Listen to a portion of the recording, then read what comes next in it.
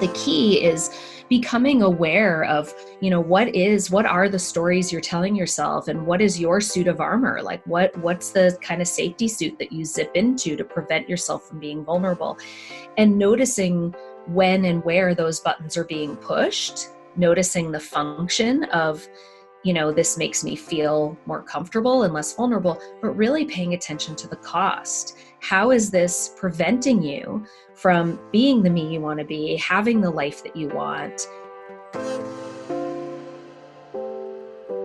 You're listening to the Wisdom for Wellbeing podcast, the show that blends science and heart to bring you evidence-based tips and tricks for cultivating a healthy, wealthy, and meaningful life. Now, here's your host, therapist, yogi, and fellow full life balancer, Dr. Caitlin Harkis.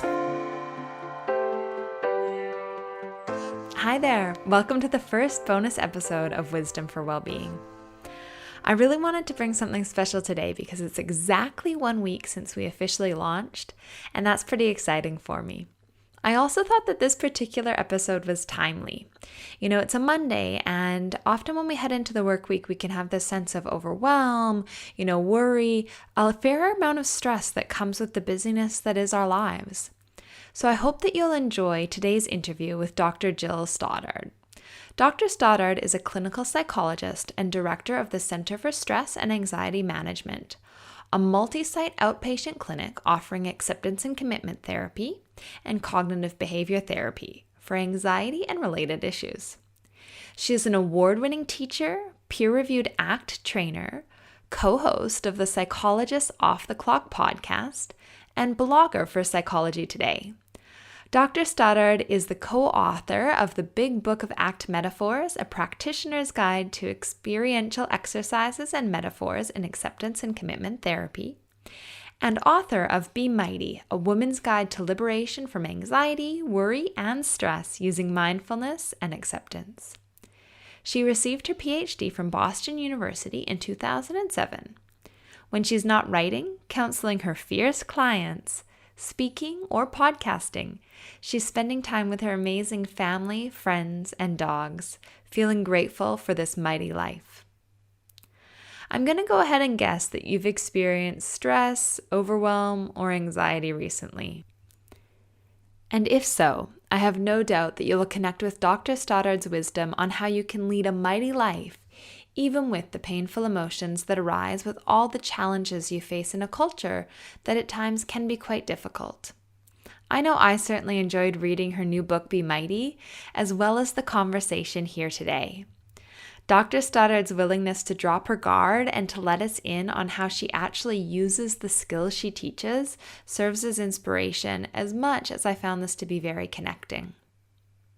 Now, just a quick reminder that the Wisdom for Wellbeing launch party is happening on social media right now, so you can head to drcaitlin.com and you'll find out more details about how you can join and go in the running to win our final prize, something that'll support you slowing down and connecting with your soul. You'll hear more about our amazing partners later in the episode. So without further ado, here's Dr. Stoddard. Welcome, Jill. Thank you so much for agreeing to be on the Wisdom for Wellbeing podcast and meeting with me here today. My pleasure. I'm excited to be here. Thanks for having me. Yeah, and first off, congratulations on your new book, Be Mighty. It has, just made its grand entry into the world. And as we were discussing prior to actually hitting record, I think it is fantastic. It is a really beautiful read. You share your own experiences embedded in a really warm and entertaining introduction to what could be some very complicated concepts around how we might, manage our anxiety and live this mighty life that we have the option to as women. Yeah, thank you. And that really was my goal. I think, when I think about my own values, I feel so strongly about the power of these concepts from acceptance and commitment therapy. I live and breathe them in my own life. And I want to be able to get this information out to as many people as possible in a way that's accessible. So I appreciate that feedback. Oh, well, it's so fantastic to hear that accessibility is one of the things that you are valuing in this. And I would be interested in you sharing what acceptance and commitment therapy is for the audience. But maybe before we get into that area, could we describe a little bit about what anxiety is? I'm sure a lot of people will be identifying, but just to hear your take on what anxiety is and why this is important. Yeah, sure, of course. So, we can look at anxiety. Of course, there are anxiety disorders, so to speak, that are groups of different kinds of symptoms that make up, say, social phobia or panic disorder or agoraphobia. And really, what makes something kind of count as being diagnosable or not is whether the symptoms are significantly interfering in functioning in relationships or work or school or things like that. And of course, there's some controversy around the whole system of diagnosis because people don't really have something or not have something. We have, different kinds of struggles or symptoms, if you will, that exist more on a continuum than in this I have it or I don't kind of box.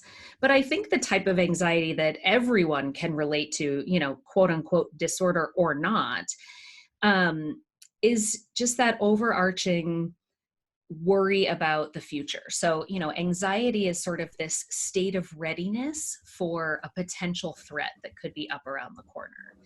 And, some people will kind of interchangeably use the terms fear and anxiety, and they're certainly related, but somewhat different. So, fear is kind of that in the moment, acute, um, there's a person with a gun standing in front of you, you're going to have a fear response.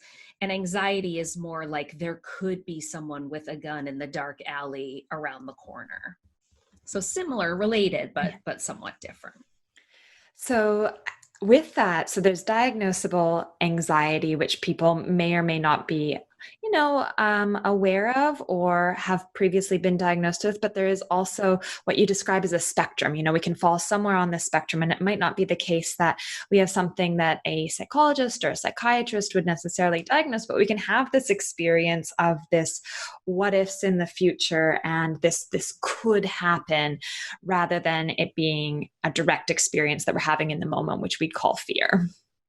Right, exactly right.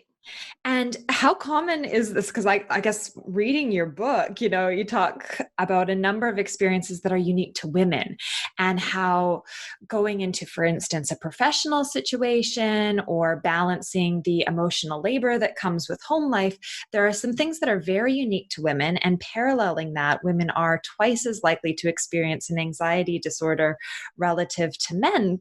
Would you mind sharing a bit about this and how this might have influenced the book that you've written? Right. Yeah, that's exactly right. And it's a pretty stunning statistic to think that women are diagnosed with anxiety disorders at almost twice the rate of men. And that's just the disordered anxiety, right? So that doesn't include the regular old anxiety that all of us experience on a probably somewhat regular basis, especially in light of everything that's going on in the world. I'm sure for folks in Australia, where you are, these fires have people experiencing much higher rates of anxiety than they have in the past, and that would certainly be warranted. That's a true threat. In terms of the gender difference, there are some people who posit that the difference is really, it's a faulty difference that is essentially that men are not being captured, that men's anxiety shows up in different ways, like maybe they're more irritable or they're getting angry or they're drinking, and that they don't kind of fit the symptom criteria the way they're currently laid out. That may be true. We don't really know the answer, but I think that theory really ignores the context within which we live. And you alluded to some of these things, but there's still a fair amount of systemic oppression for women. And we are expected to look a certain way, right? We have to have perfect skin and perky breasts and be thin. And, and all of that is also supposed to look natural. So right? Like you can't have too much makeup and your boobs can't look fake. And so it's a nearly impossible standard to Yeah, meet. a lot of expectations. Exactly. Yeah. And we're still paid less for doing the same jobs. We're still expected to carry more of the kind of domestic and childcare duties, even when we work outside the home. We're expected to carry more of the what sometimes is referred to as like office housework. So, things like planning the office holiday party, things that have no impact on whether you're promoted or get a raise, but take a lot of time and energy and effort. Men are rewarded when they show anger, whereas women are punished. And Alicia Menendez wrote a great book called The Likability Trap, and she talks about this like Goldilocks conundrum, I think she calls it, which is, like the porridge is too hot, the porridge is too cold, and there's like nothing that's just right. And, where women are told, oh, you need to be at the table, you need to be assertive and speak up, and you need to negotiate for yourself. But then we're also told you're being a little too aggressive, you're being a little too pushy, you need to pipe down a little bit more. And it's almost like this in between space doesn't really exist where women can succeed. So and I could go on and on and on. Those are just a few of the examples. And so we still live in a world, I mean, sexual assault and sexual harassment and rape, I mean, these are real issues. Men don't walk around with their keys between their fingers. They don't have their head on a swivel when they're leaving work and it's dark outside. I think we experience regular fear on a much more consistent basis simply because of the environment in which we live. So that's a hypothesis. I can't cite research that supports that, but I think it's certainly possible. It certainly resonates. And I imagine it would resonate with a lot of listeners because this is the cultural context that we're living in right now.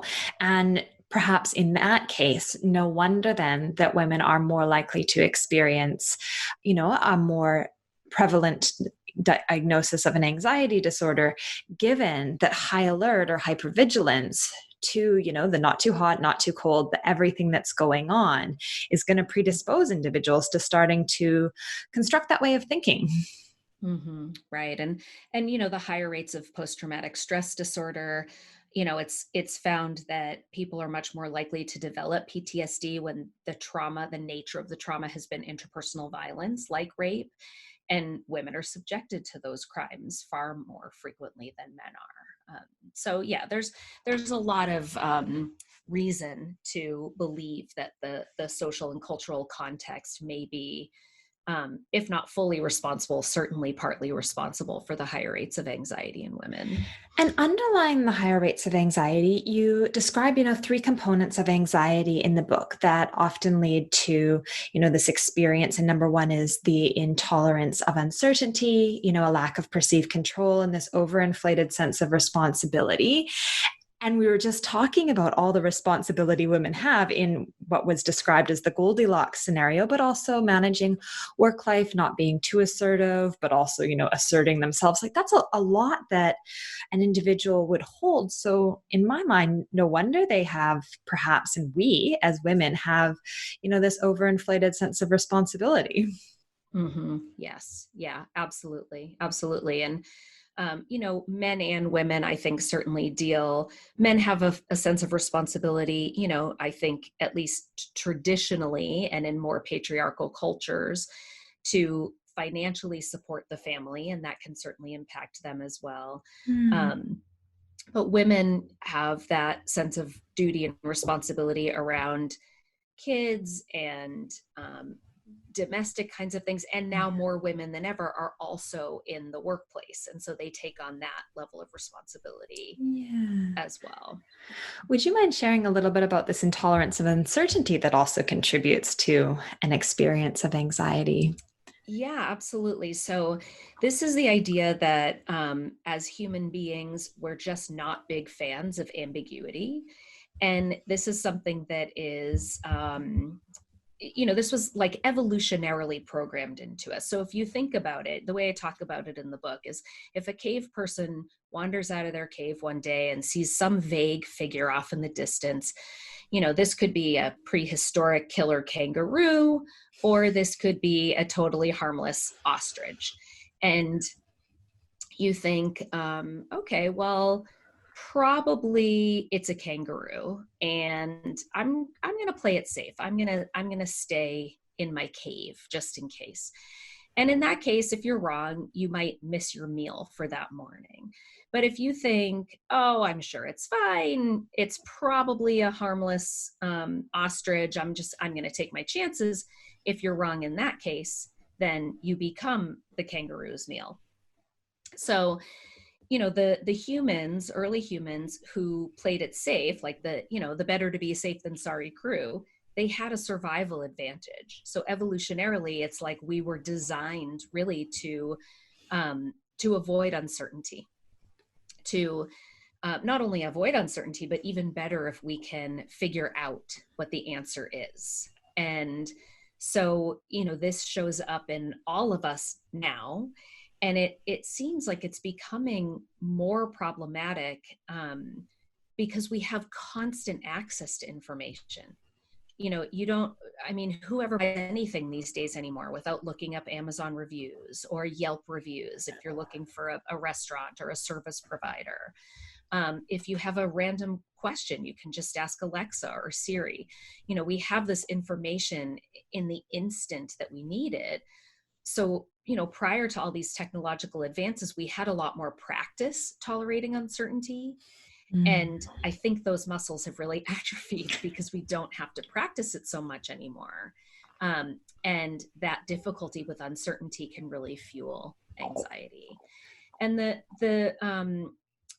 lack of perceived control, or the desire for control, really goes hand in hand with that, and is very common for folks who struggle with anxiety. And I think such a great example that, almost everyone can relate to is when you have that sort of vague medical symptom, like maybe you've been feeling a lot more tired than usual, and you're not really sure what it is. And so that uncertainty, that lack of control, what do you end up doing? Head to the internet, right? You Google it, you go to WebMD, Dr. Google, right? And in the moment you decide to do that, there is a sense of control and like you're about to get an answer and have some certainty. But for anyone who's actually done that, and I'm raising my hand right now, I have done it.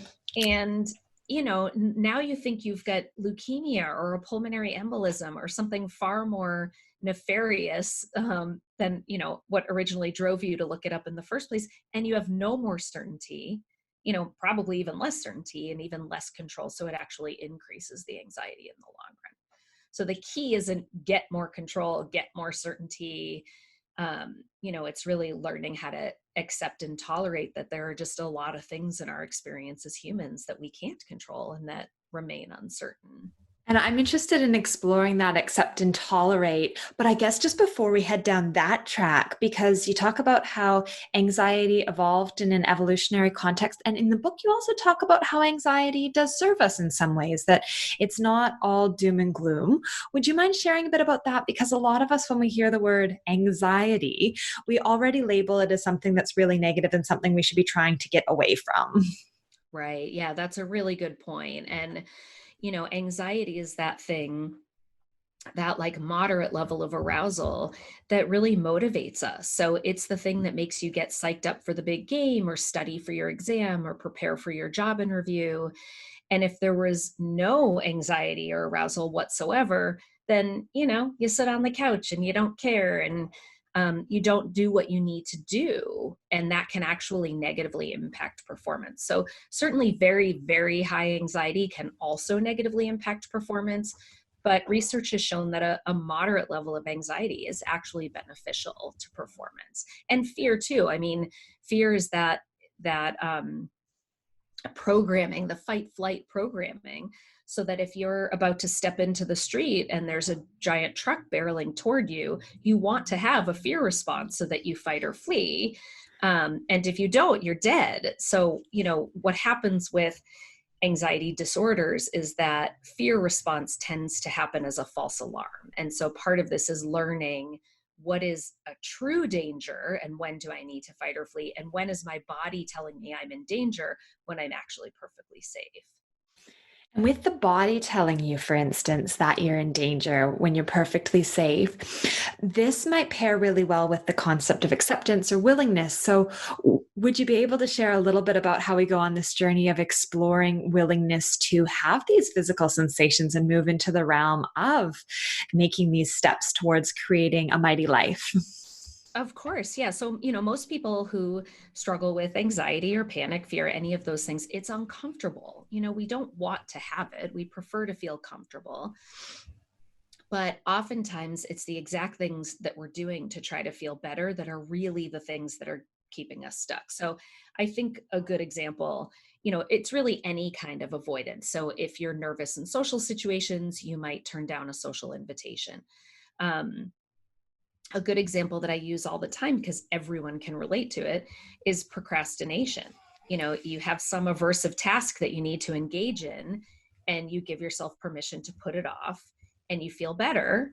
But in the long run, of course, there's the same amount to do and now less time to do it. And so it's not the feeling of anxiety that you have about the task that's the problem.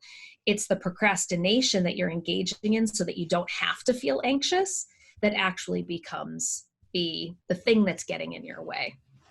And so willingness, people come to therapy, they want to get rid of their anxiety, and they're often a little bit surprised when I say that's not really what I see my job as being, right?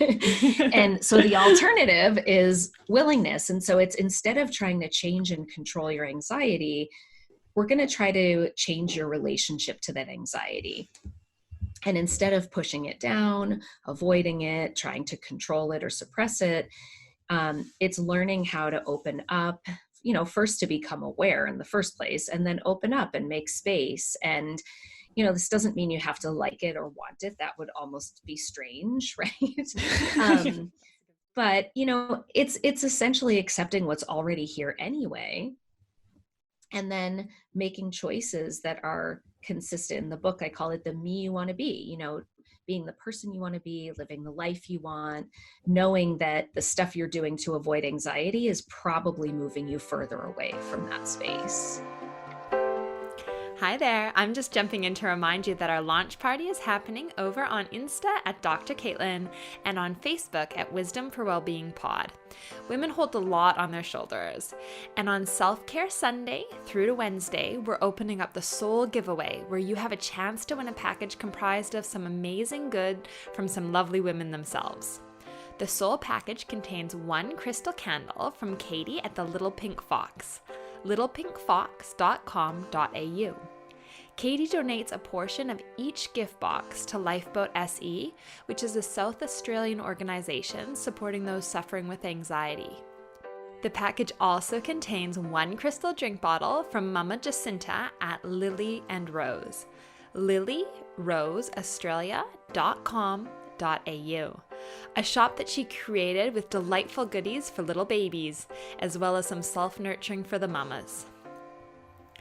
And that's not all. What soul bundle would be complete without a little aromatherapy? Fragrant Rituals have included a beautiful perfume and a lemon detox tea, both created by the lovely Zahana herself. Check out her shop, etsy.com/au/a-shop/fragrant rituals. Or get in touch with Zahana to find out more about her beautiful aroma dress sessions, where she creates individualized scents for unique women. If you'd like to learn more, check out our social media site. There you can connect with the brands involved, as well as visit www.drcaitlin.com/launch-TCS to find the full terms and conditions. All right, back to the episode now. So by being willing to have these feelings of anxiety that, may probably, are not necessarily wanted, but can be experienced, you can move towards the me you want to be. And you talk in the book too about these sweet moments that might help someone align with who that me they want to be is.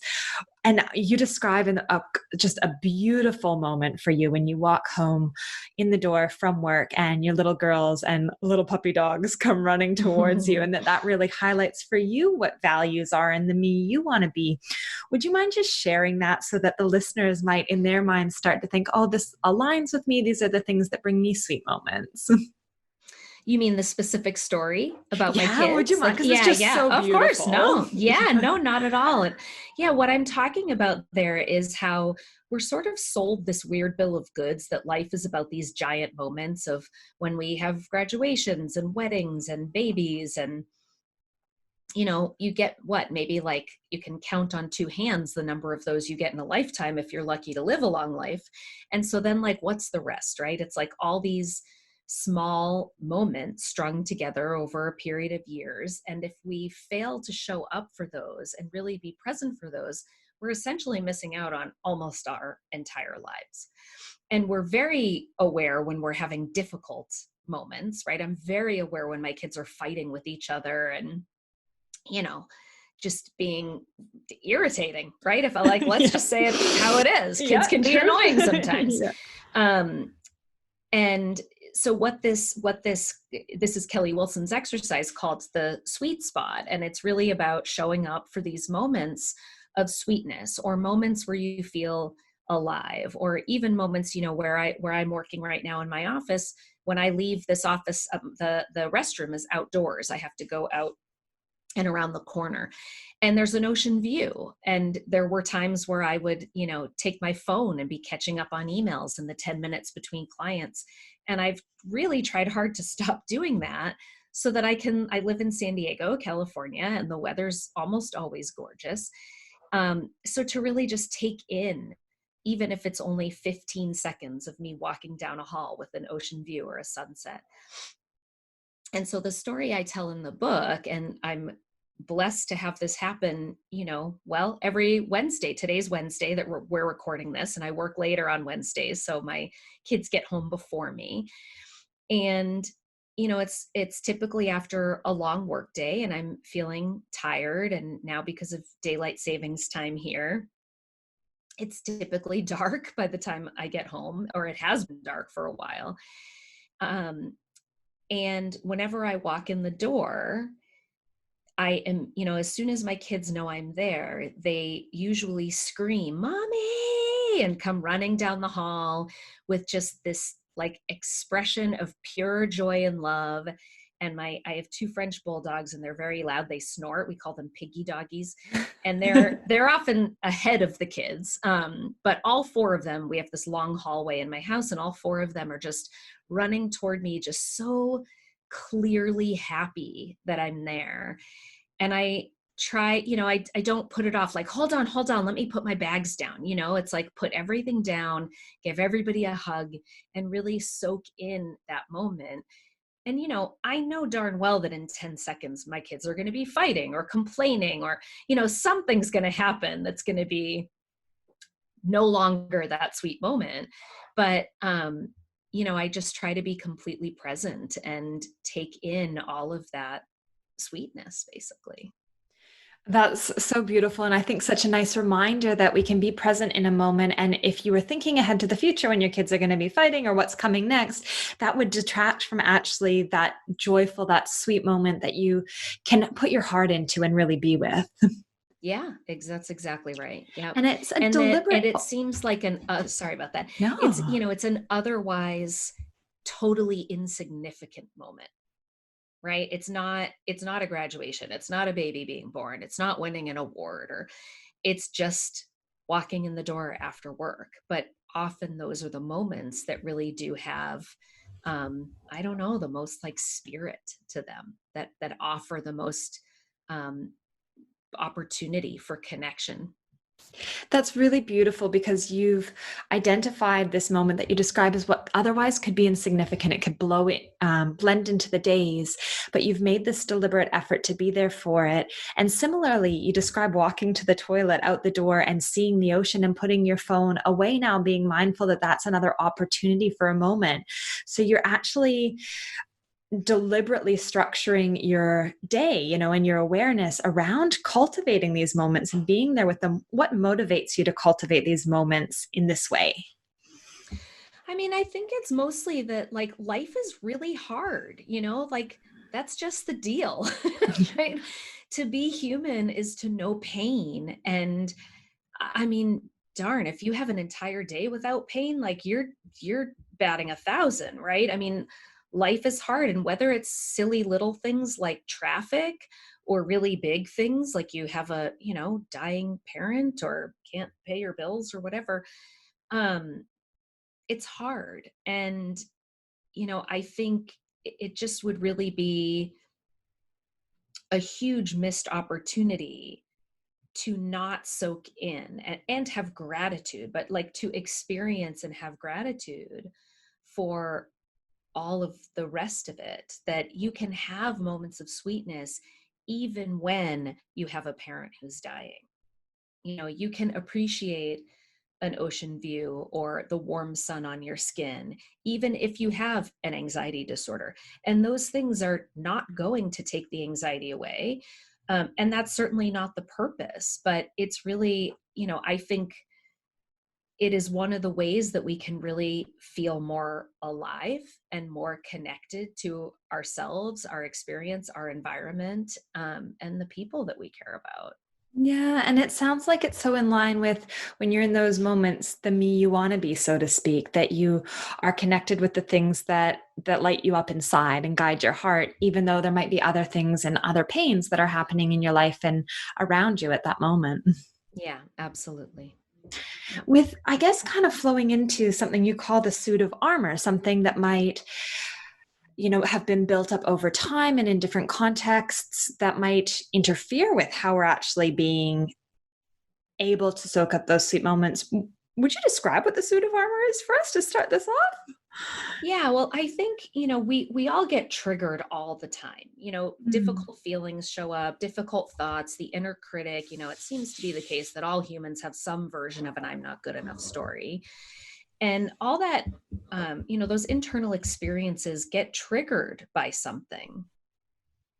And what I talk about, and certainly not my original ideas, there are lots of people who talk about these things in psychology, but we can look at our history, our learning history, as part of the context of our present day lives as kind of being responsible for pushing some of these buttons. And so the suit of armor is, trying to understand what are the early experiences that you had that have caused you to zip it yourself into a suit of protection to try to prevent you from feeling vulnerable, to try to prevent you from being hurt.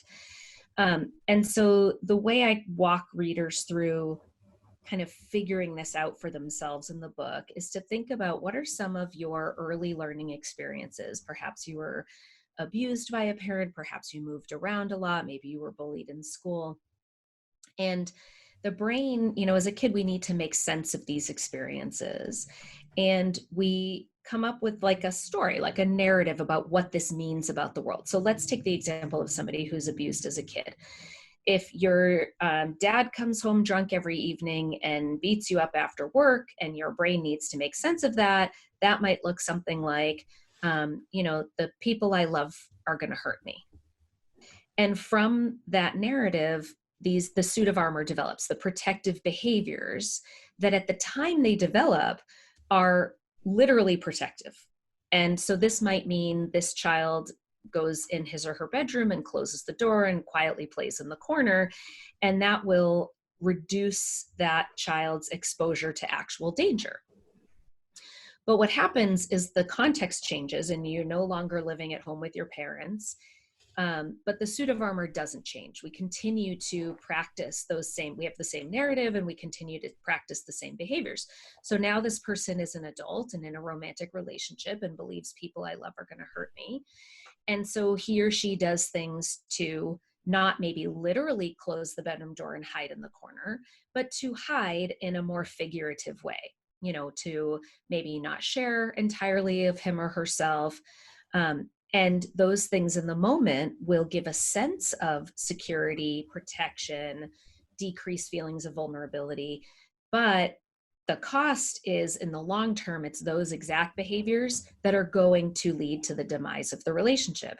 And when that happens, that original narrative gets reinforced. See, people I love are going to hurt me. This person left me. And so that cycle goes on and on and on until you jump in. And so the key is becoming aware of, what are the stories you're telling yourself, and what is your suit of armor? Like what's the kind of safety suit that you zip into to prevent yourself from being vulnerable, and noticing when and where those buttons are being pushed, noticing the function of, this makes me feel more comfortable and less vulnerable, but really paying attention to the cost. How is this preventing you from being the me you want to be, having the life that you want? Maybe it's getting in the way of close connected relationships. Maybe it's creating issues at work in some way. And as you can really hone your ability to notice when that thing is pushing your buttons, then you have an opportunity to respond in a different way. So the idea is that, for instance, this individual who might be trying to create a close relationship is actually having had these early childhood experiences of closing the door, putting themselves in a safe situation in the room, is metaphorically closing the door. So maybe not opening up, maybe not sharing, disconnecting when there might be an opportunity to connect, to be vulnerable. And while they might really value the relationship and want that closeness, the suit of armor is actually getting in the way. Exactly right. Yeah, exactly. Yeah. What would be the steps that someone would take to, number one, become aware of a suit of armor? Because it might not necessarily always be the case that it's so easily identifiable, that trigger that happened in early life or those learning experiences. And then from there, maybe we could explore how someone could take steps to, take a little bit of space from that suit of armor to unzip it, so to speak. Mm-hmm.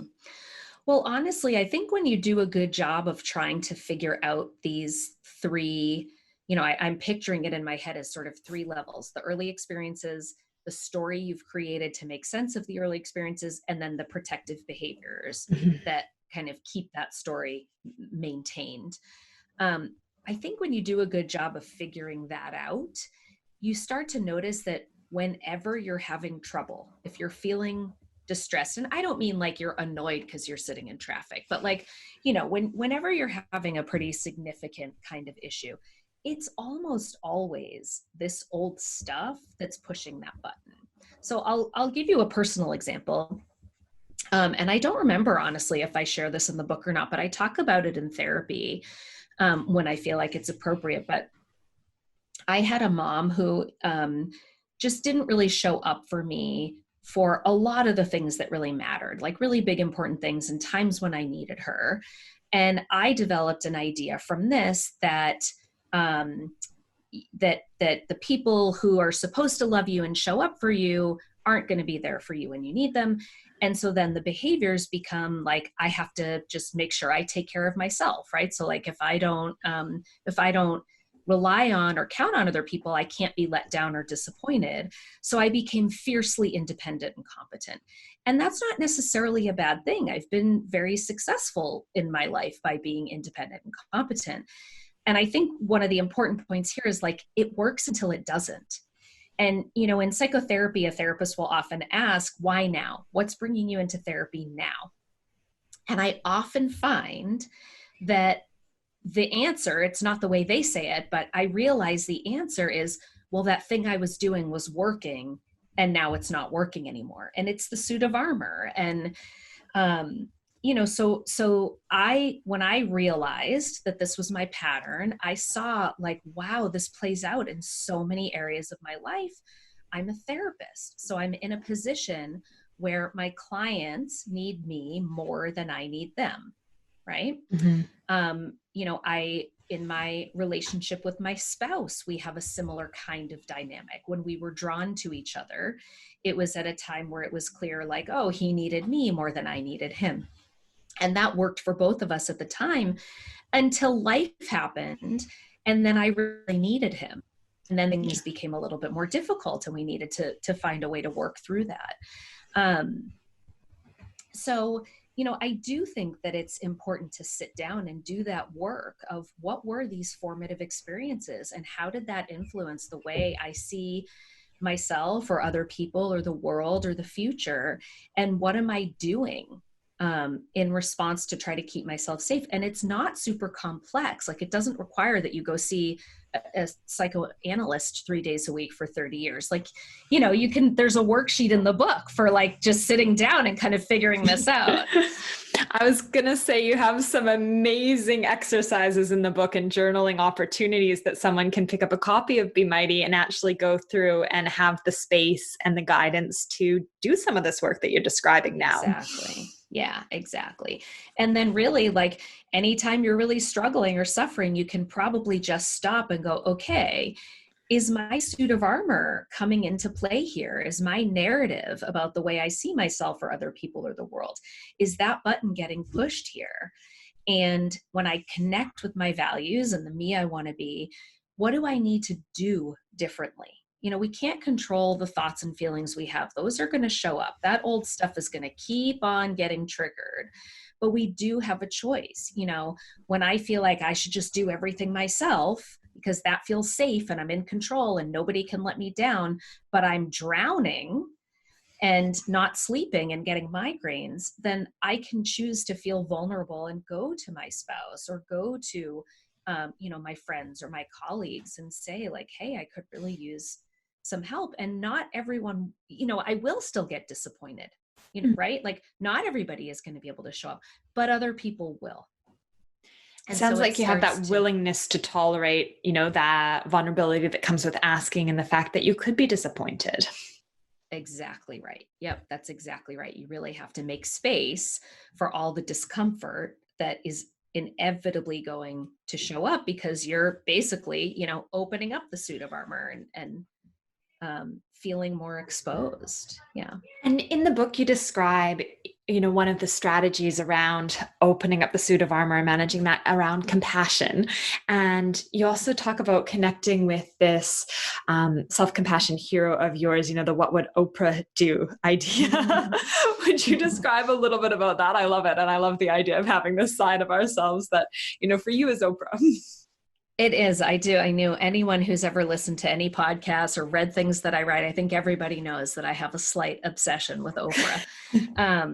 And the reason for that, I just think she's incredible. She's such a good example of somebody who has dealt with, every potential obstacle life could throw at a person between poverty and racism and sexism and abuse. And she's overcome all of those things.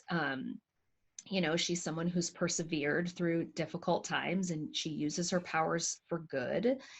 And she's also someone who's very publicly struggled with her weight. And that's an issue that's very close to me personally. And she's never let that get in her way. And so to me, that other piece is incredibly inspiring. And so, this exercise, and this actually comes from, I believe Janina Scarlett is the original person who developed this exercise. There are a few different versions of it, but in her superhero therapy book. And, the idea is to get in touch with that inner critic, the mean bullying things our minds like to tell us on a regular basis. And then to think about, like you said, what would Oprah do? Like, what would Oprah say if I believe that Oprah is a person who is endlessly compassionate, that she knows everything there is to know about me, all my strengths and all of my insecurities and all the mean things that my mind is saying to me. If she heard those things, what might she say to me? And part of the reason for doing this is that, I could just tell myself, right? But that's a difficult thing to do. And so it's trying to kind of harness this other compassionate being or guide. And this can be someone a parent, a friend. It can be someone like Oprah who you feel like but don't. Yeah. Or it could even be a fictional character. It could be Wonder Woman or Harry Potter. So really anyone that you feel like you can harness what you believe their compassionate voice would be, and what would this person say to you? That's really beautiful. And I think that's a really nice reminder that if we offer ourselves the opportunity to connect with someone else, so to speak, or another side of ourselves, that there might be a different flavor to how we show up in a compassionate manner. Mm-hmm. Yeah. And you also kind of highlighted there like some superheroes in the sense, of Harry Potter or Wonder Woman. And in your book too, you talk about this idea that superheroes have origin stories, that things might be turbulent for us, but we can go through them. And I wonder if this might be a way to start to wrap things up, if you'd share a little bit about this idea of how we can go through an origin story, and then maybe link into what we can do on a daily basis to live a life that is mighty, that is aligned with this version of ourselves, the best me. Right. Well, the origin story really is that the piece that we've talked about already that sort of leads to the suit of armor. It's, what are the early hurts that you've experienced? That, what are some of these experiences that you've had? Were you bullied? Were your parents critical or even overprotective? Too loving almost. What are the things that occurred that you feel like have influenced you or led to some of the development of some of your struggles? And then knowing that that's only the first part of your story, and that we can use compassion, we can use some of these other elements of acceptance and commitment therapy, like willingness that we've talked about, and really think about, who is this me that I want to be? What are my values? What is it? How do I want to walk through the world? What do I want to do and not do? But more importantly, what are the qualities I want to embody as I make some of those choices in my life? And that's really the piece that really leads to feeling more alive. And it doesn't mean that there won't be anxiety or distress. I mean, really quite the contrary, because oftentimes doing what matters, doing what's important to us, following our values, can actually mean having more anxiety, because these are the things that we really care about. And I joke a little bit in the book that, like, nobody lays awake at night worrying about whether Netflix is going to go out of business. And right, like, we might enjoy binging on a great series, but it's not what we lay awake at night worrying about, because it's not really what matters deep in our heart. We worry about the people we love and the careers that matter to us and our pets and the world, even the planet. And so, even doing podcast interviews like this, for example, like, I'm much more nervous doing this than not doing it. But as I said in the very beginning of our interview, disseminating this information, making ACT concepts readily available to people who might otherwise not walk through a therapist's office and get ACT, it is my most important professional value. And if that means, I write a blog for Psychology Today, I have the book, I do podcast interviews, these things mean putting myself out there in a way that makes me anxious, right? It feels very revealing and exposing. I have to take off my own suit of armor. And, so being the me I want to be actually means having to have a little more anxiety, but I also feel more alive because I'm doing what matters to me. And that, we talked about earlier the concept of acceptance and commitment therapy, and didn't necessarily go in to define it so articulately, but I think you just captured it all right there, that it's all about these skills and these steps that you can take towards being the me you want to be in this life, even with the experience of anxiety that might even show up more when you're taking steps towards living the life that is in alignment with your values because you care. Yeah, that's exactly right. Yeah, that's exactly it. Yeah. Well, would you mind just giving a bit of a action, I mean, apart from grabbing Be Mighty, that the listeners might be able to do to take one step towards the me that they want to be? I guess some of the examples that you gave in your book were around setting a daily intention, or, giving yourself a temporary tattoo. I don't know if that's something you might like to elaborate on, if there's something else that you might like to offer out. Yeah, that's a great question. And, I think if I had to pick just one thing, I think I would, so let me give an example, because I think that you can make big changes, but in very small ways. Because every present moment gives us an opportunity to choose how we're going to show up, right? So even in the smallest way. So for example, every day that I'm sitting in my office now. So this is what I'm thinking about. Every day I come to my office, I have to choose whether to take the elevator or take the stairs. Seems silly, insignificant, who cares? But there's an opportunity in that moment to choose the me I want to be. And I know if I take the stairs, my legs will hurt and burn because I'm not in great shape. I'll be out of breath. It will be uncomfortable, not horribly uncomfortable, but uncomfortable. And if I take the stairs, it will be easy and comfortable. And so I have an opportunity to ask in that moment, like, what is this choice in the service of? Am I seeking comfort? And is that the me I want to be? Or do I want this to be about something else? And if the me I want to be is somebody who moves their body and does the slightly harder thing because it's better for my muscles and my heart, then that's what I'm going to do.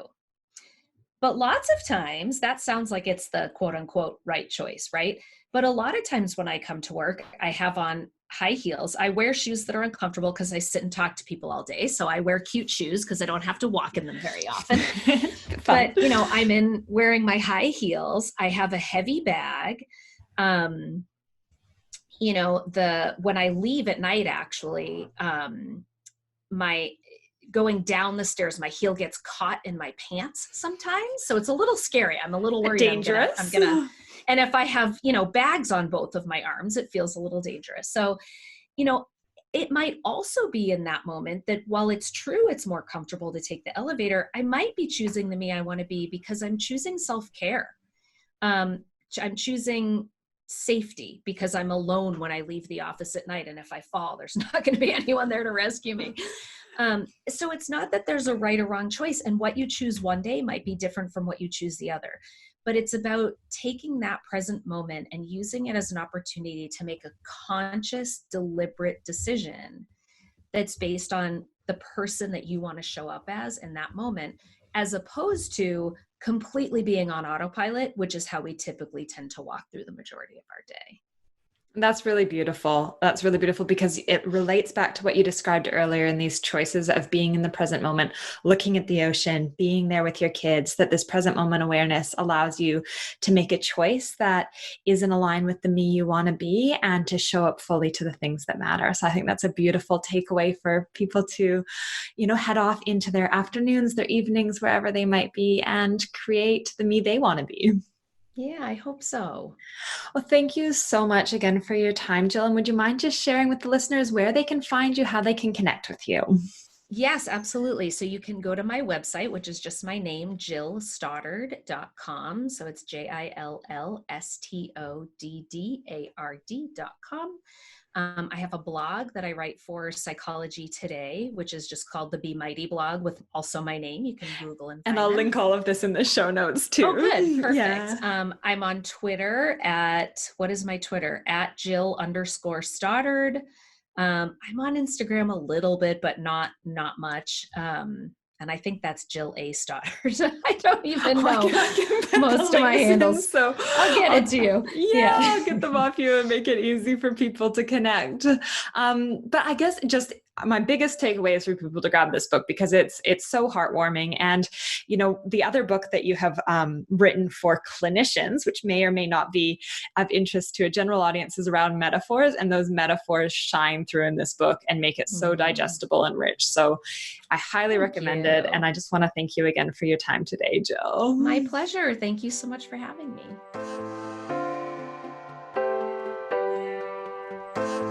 I hope that you found this interview with Dr. Stoddard as empowering as I did. If the concepts that she's introduced here today do resonate with you, I'd encourage you to pick up a copy of her new book, Be Mighty. I love the book. I found the rich use of metaphors to be really captivating. And I guess with hindsight, it makes sense. She's previously written a book on metaphors. But I also found that she brought humor to an area that could have otherwise felt quite heavy. And what this meant for me was that I was able to get through the book a lot more quickly and easily than I'd expected. So I could actually start this new decade with some action towards the mighty me I want to be. Thank you again so much for joining us in this Wisdom for Wellbeing launch week. We'll be back here again on Wellbeing Wednesday, and then every Wednesday going forth.